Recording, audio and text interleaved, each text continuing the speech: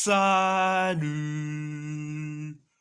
tout le monde, on va en parler sur les deux matchs de la troisième et dernière journée des phases de groupe de l'Euro 2024.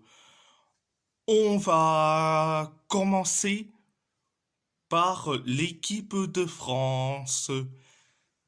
L'équipe de France a fait, a fait un match nul face à la Pologne, face à la Pologne, un partout, un but sur penalty de Kylian Mbappé pour les Bleus et un but sur penalty de Robert Lewandowski pour la Pologne. Première période. Première période. Ça a été catastrophique. Ça a été catastrophique. On a eu certes de la possession des tirs, certes, mais ça a été catastrophique. Quand on dit, on a été nullissime en première période. Même si t'as la possession des tirs, mais quand on dit, tu butes sur une défense polonaise qui est vaillante. Je dis franchement, à part Bradley Barcola en première période, le reste, ça a été nul à chier.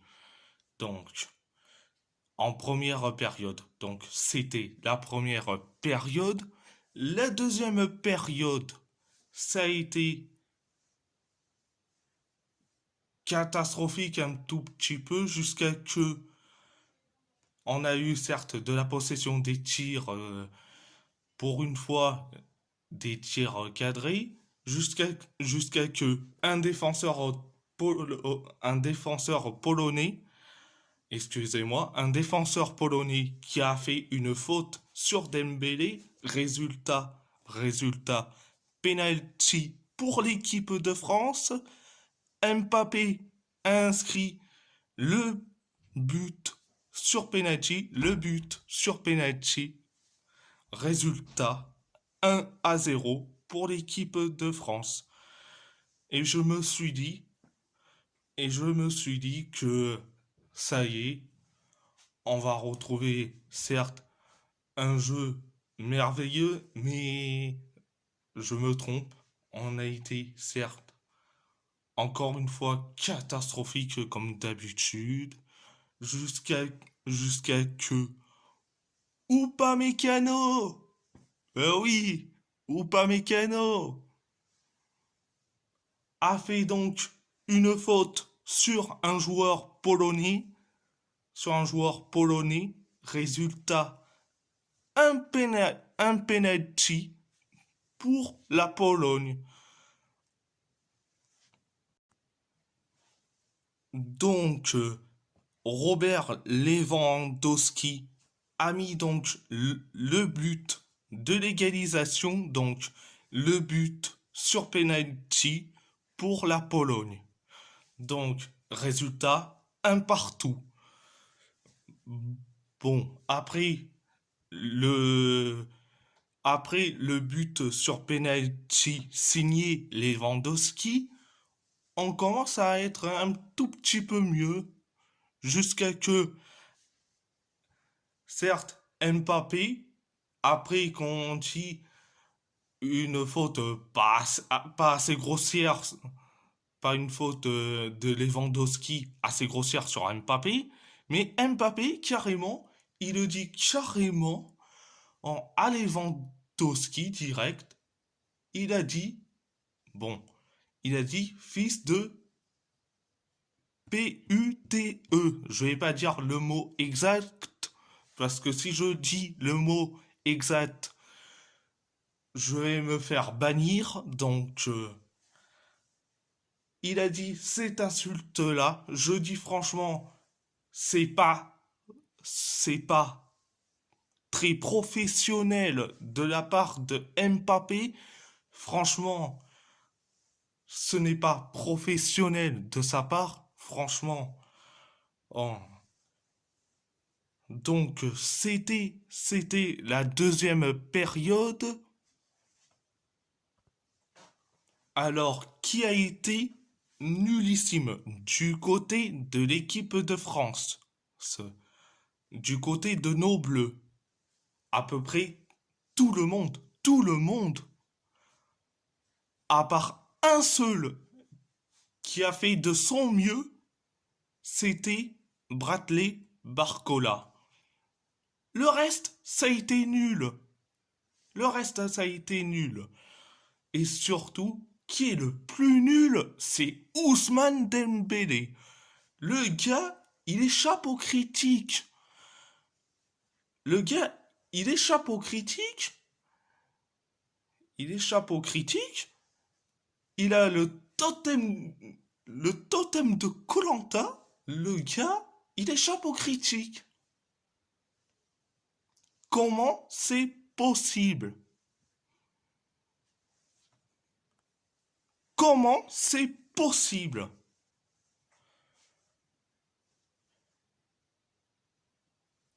Contrairement aux autres joueurs qui, qui se font, qui se font critiquer, excusez-moi, qui se font critiquer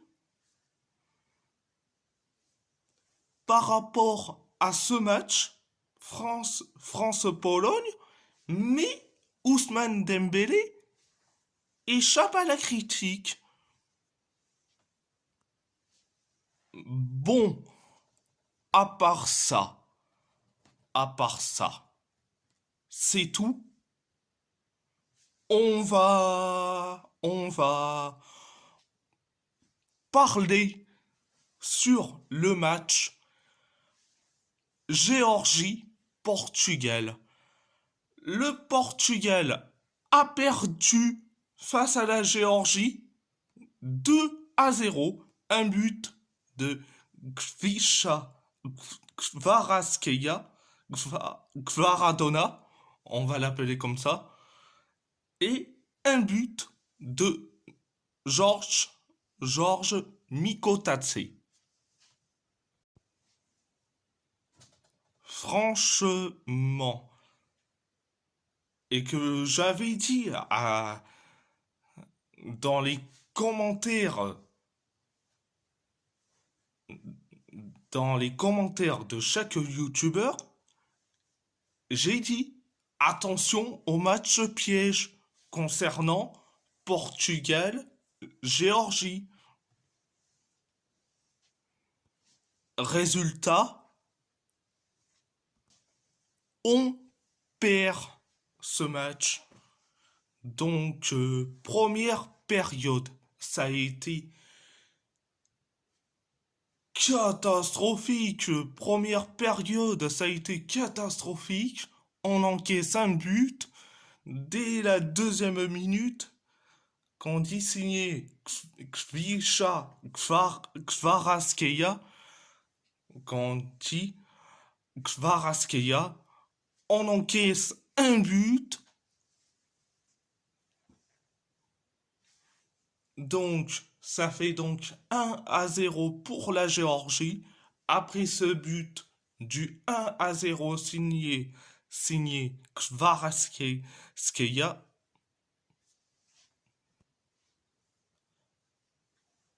on a eu la possession des tirs cadrés, mais ce n'est pas assez.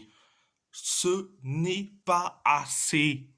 Franchement, on a été d'une ridicule monumentale en première période. Donc, c'était la première période.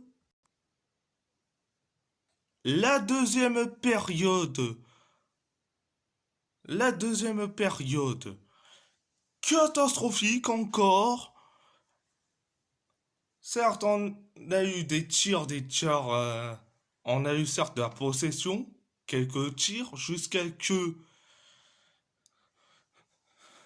un de nos joueurs portugais a décidé carrément, et je sais pas s'il a fait, quand on dit une faute, résultat, penalty pour la Géorgie, et résultat, c'est Georges Mikotadze qui a inscrit le but du 2-0 sur penalty. Résultat 2-0 pour la Géorgie.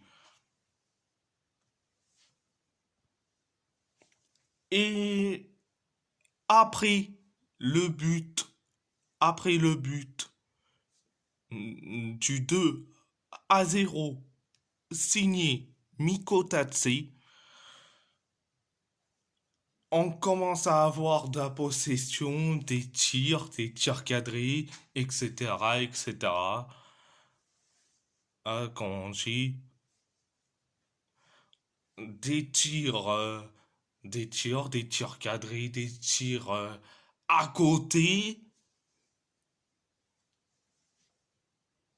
et en plus, le, quand on dit le tir de Francisco Conceição, je sais pas si c'était un tir ou un centre, quand on dit, il a voulu tirer, mais Gonzalo Ramos, il arrive à quelques mètres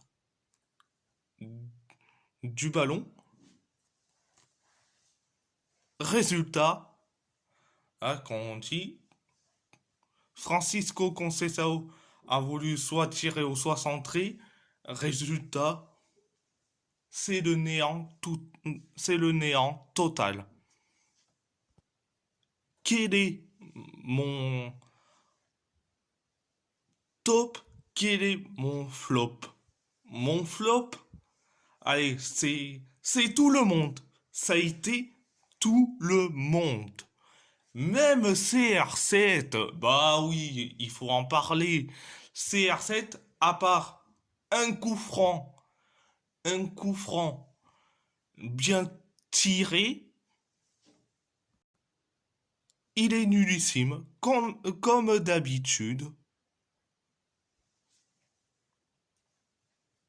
Heureusement que, heureusement que CR7 a été sorti du terrain pour,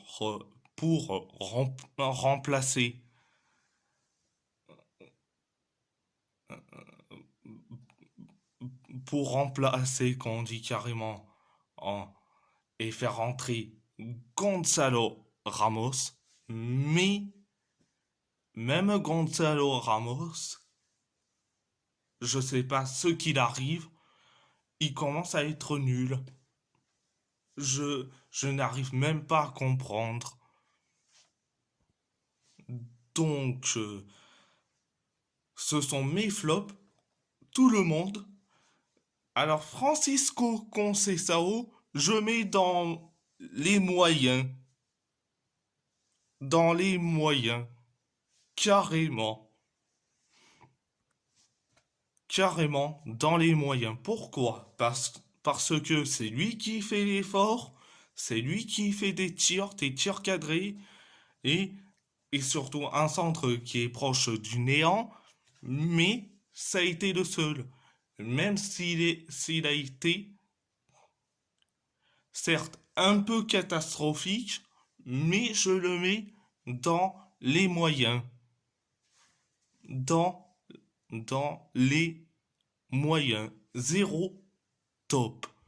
Que des flops et un seul qui a été moyen. Donc, à part ça, c'est tout. Et si la vidéo vous plaît, abonnez-vous à ma chaîne YouTube, likez, commentez si vous avez envie ou pas, c'est votre choix. À part ça, je vous laisse et merci beaucoup et muito Obrigado.